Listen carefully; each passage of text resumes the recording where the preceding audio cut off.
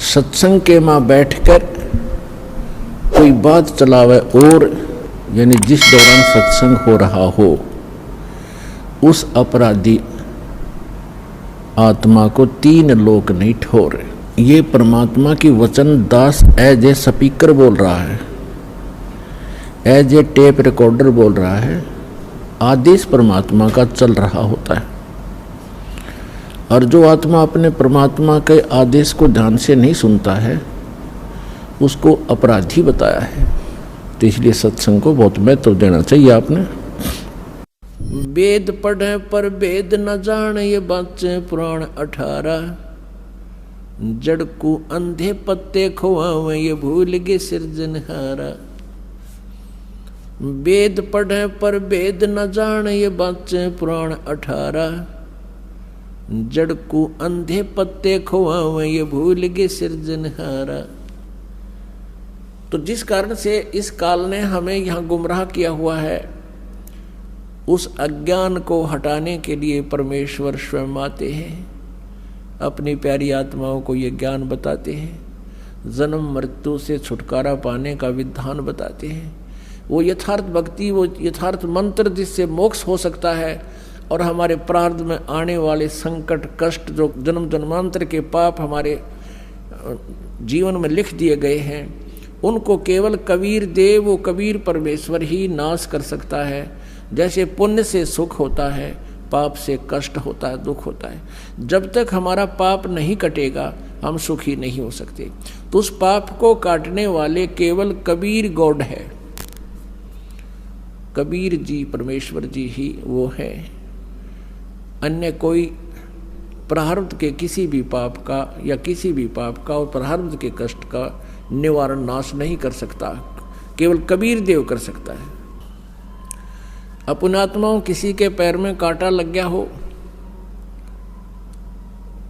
और ये अज्ञानी ऋषि महर्षि क्या कहा करते थे, जैसे कोई संकट निवारण करने के लिए ऋषि महर्षि संतों के पास जाते थे। प्रथम तो वो जंतर मंत्र बताते थे, ऐसा कर ले, ऐसा जाप कर, इतना 1000 जाप ये कर ले, 11000 गायत्री जाप कर ले, क्या 11 सरपिए का ये भंडारा करवा दे। सब कुछ कराने के उपरांत भी कोई लाभ नहीं होता था। तो वे क्या कहते थे, वो अज्ञानी और वेद ज्ञानहीन ऋषि महर्षि गुरु ब्राह्मण कि ये तुम्हारे प्रारब्ध का कष्ट है, तुम्हें भोगना ही पड़ेगा। उदाहरण देते थे, श्री कृष्ण जी ने श्री राम रूप में सुग्रीव के भाई को मारा था, बाली को धोखा देकर वृक्ष की ओट लेकर। वो उसके प्रारब्ध में लिखा गया था। उस प्रारब्ध के कर्म का भोग श्री कृष्ण रूप में विष्णु जी ने भोगना पड़ा। फिर हम चुप हो जाते थे, हमारे पास तर्क नहीं था, तर्क की गुंजाइश नहीं थी, लेकिन आत्मा में हार नहीं थी।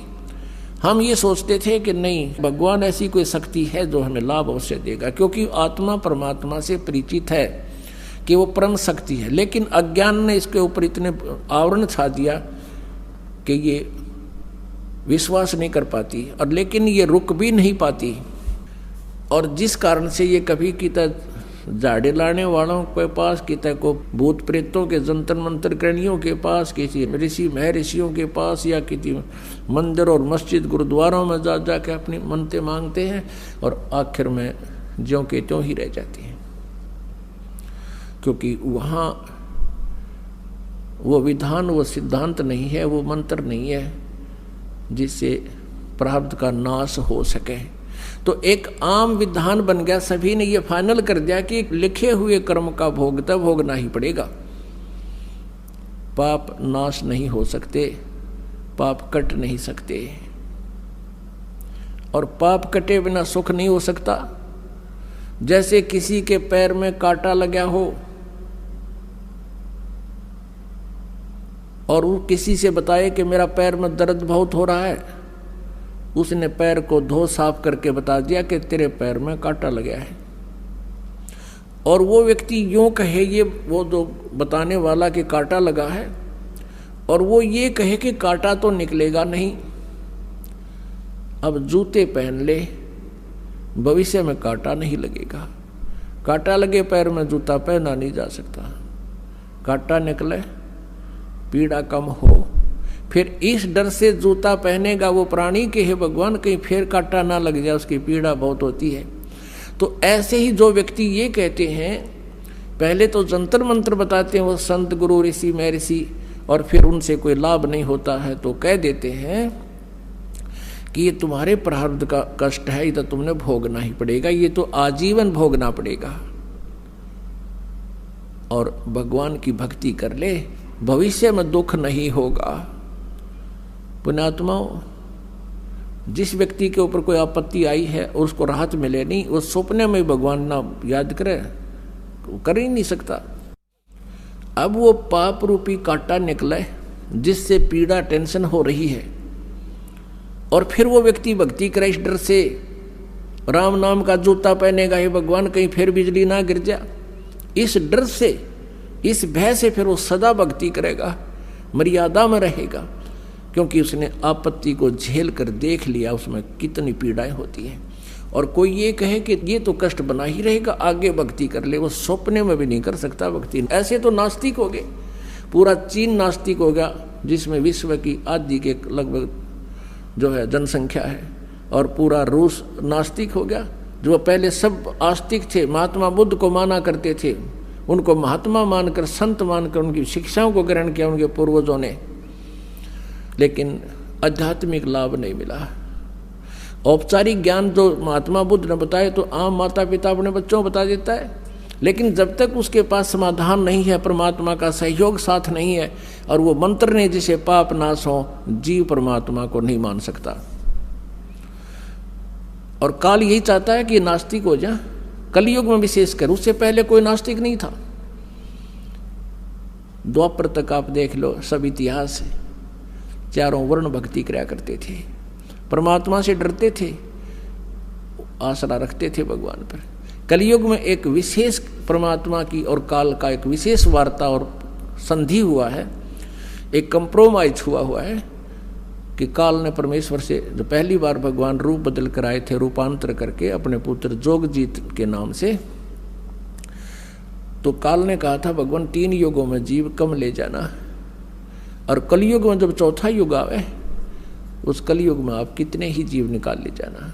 तो काल ने ये सोच रखा था कि कलयुग में इनको ऐसा बना दूंगा, सतयुग त्रेता द्वापर में इनके पुण्य रहेंगे, और कलयुग में वो पुण्यहीन हो जाएंगे, और अन्य ना जाने कितने पंथ बना दूंगा, ना जाने कितने धर्म बना दूंगा, और इनको नास्तिक कर दूंगा। और आज उसने वो सब काम कर रखे हैं। तो परमेश्वर ने कहा था कि ठीक है, सतयुग त्रेता द्वापर में कम जीव ले जाऊंगा, और चौथा युग में मैं आप देख लूंगा तेरे को। अब ये वार्ता फिर बताएंगे, आज प्रसंग कुछ और है। अब कहने का भाव ये है कि जब तक हमारा पाप नाश नहीं होगा, कांटा नहीं निकलेगा, तो पीड़ा मिटे नहीं, और पीड़ा नहीं मिटेगी तो जूता पहना नहीं जा सकता। ठीक इसी प्रकार जो दुखी आत्मा यहाँ आते हैं, यदि वो परमात्मा परमेश्वर कबीर जी के जो हम दास नियम बताता है, मर्यादा बताता है, उस मर्यादा में रहोगे तो आप पर कष्ट नहीं रहेगा। आप ये सोच कर आते हो कि आज ही जादू मंत्र जंत्र कर दे गुरुजी और फिर हम अपना राज्य गुरुजी अपने, नहीं, ये काम हम नहीं करेंगे। परमात्मा का उद्देश्य है कि तुम यहाँ आओ, इस ज्ञान से परिचित हो, कुछ ऐसी राहत तो आपको प्रथम दिन ही मिल जाएगी जो सच्चे दिल तर रो का यहाँ समर्पित होगा। समर्पित का अर्थ है कि हम जो भी मार्गदर्शन आपको करें, भाई बीड़ी शराब मांस तम्बाकू नहीं पीनी है, अन्य किसी देवी देवता की भक्ति जो तुम पहले करते थे वो नहीं करनी है, इन सभी मर्यादाओं को जो हृदय से मानकर समर्पित होता है, उसी दिन से राहत शुरू हो जाती है। लेकिन हमारे भक्त और कुछ वो स्वयं भक्त पुस्तक आदि ज्ञान सुनकर पढ़ कर आते हैं, तो उनके धारणा ये होती है कि बार चल कर देखता हूँ, राहत मिलेगी तो ठीक है, नहीं तो नहीं। ऐसे व्यक्ति को यहाँ कतई राहत नहीं मिलेगी, चाहे आइयो चाहे मत आइयो। हमारा उद्देश्य है कि आपको राहत तो अवश्य मिलेगी, गारंटीड मिलेगी, आपके ऊपर कोई कष्ट नहीं रहेगा, ये मेरे से लिखवा लो तुम। लेकिन जैसे हम कहें ऐसे करते रहो, आपको बार बार यहाँ बुलाने का उद्देश्य है कि आप भगवान से परिचित हो जाओ, और परिचित होने के बाद फिर अननेसेसरी डिमांड खत्म हो जाएंगी, जिनके कारण हम भगवान से दूर होते चले जाते हैं, जिनकी हमें आवश्यकता नहीं। और फिर आप देखना प्रतिदिन भगवान कितने सुख देगा, आपकी सोच भी नहीं सकते। तो वो परमात्मा, वो स्वयं इस ज्ञान को और पाप नाश करने वाले मंत्र, इस समाधान को स्वयं ही लेकर आते हैं। किसी भी सदग्रंथ के अंदर सोहम मंत्र नहीं है। परमेश्वर ने कहा कि सोहम शब्द हम जग में लाए और सार शब्द हमने गुप्त छिपाए। केवल एक ओम नाम है।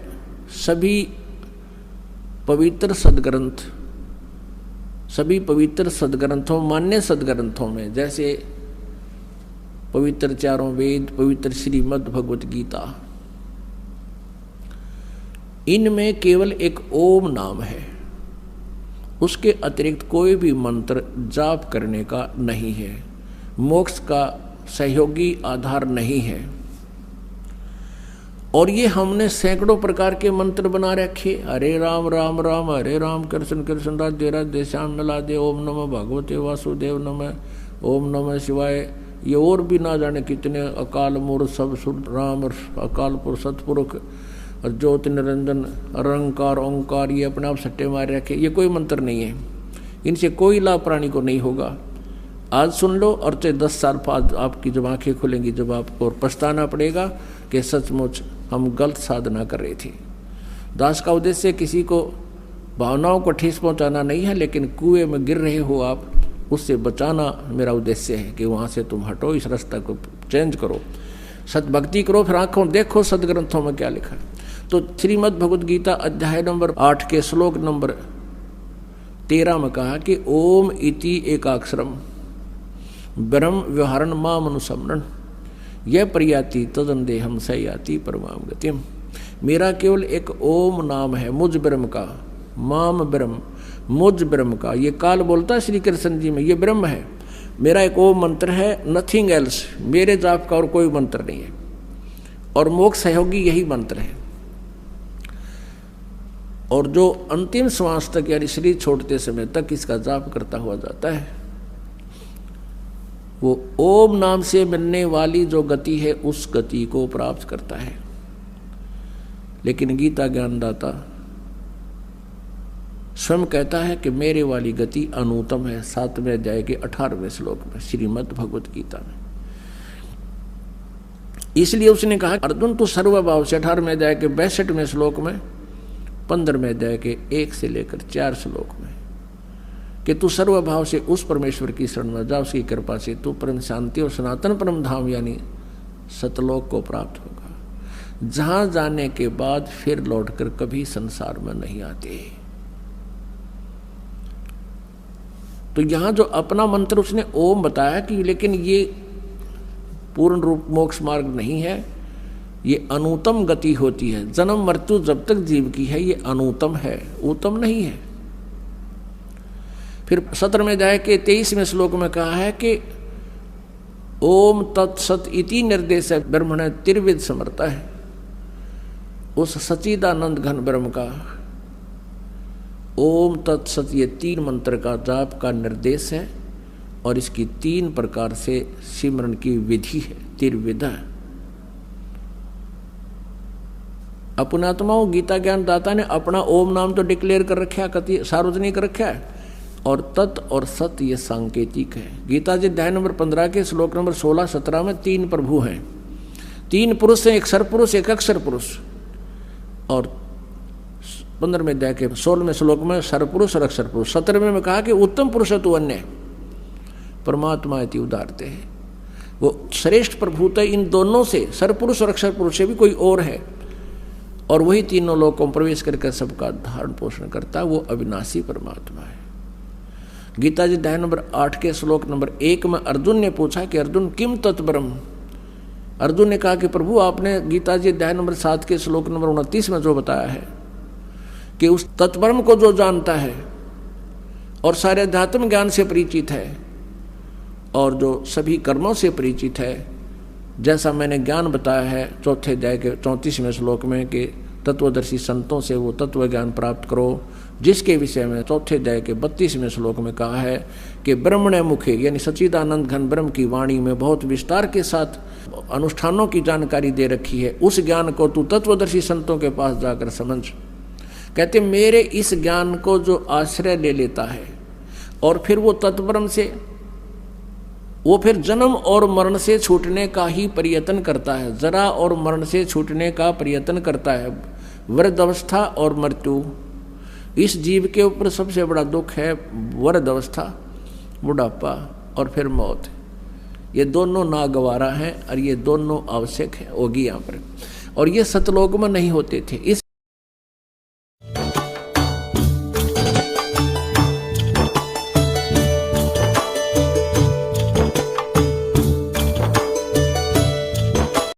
624वें कबीर परमेश्वर जी के प्रकट दिवस के उपलक्ष्य में जगत गुरु तत्वदर्शी संत रामपाल जी महाराज जी के सानिध्य में देखिए हमारा विशेष कार्यक्रम 24 जून को सुबह 9:20 से लेकर 12:20 तक केवल साधना टीवी पर। इस प्रोग्राम को आप हमारे सोशल मीडिया प्लेटफॉर्म पर भी लाइव देख सकते हैं।